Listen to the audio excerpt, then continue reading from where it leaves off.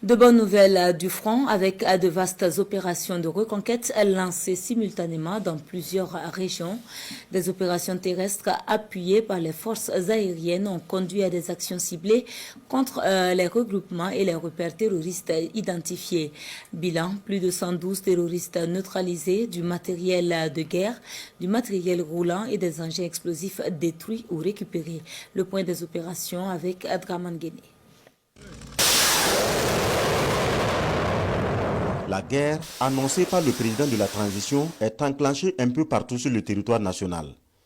Plusieurs opérations d'envergure sont lancées simultanément par les groupements de forces.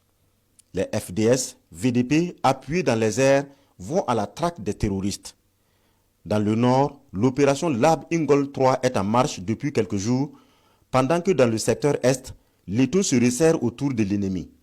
Dans la Tapoa, le Boulgou, le Kulpelogo, des repères terroristes sont pilonnés. Toujours à l'est, les forces ont mis le pied sur Partiaga, où les terroristes avaient tué des civils. Plusieurs pertes sont signalées dans le rang de l'ennemi selon le point de la situation dressé par l'armée.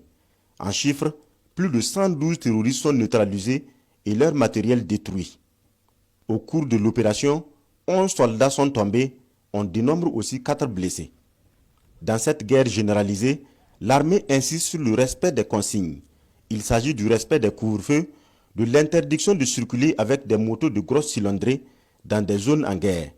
La population est également appelée à collaborer avec les forces de défense et de sécurité et de se départir des actions de nature à saper le moral des combattants.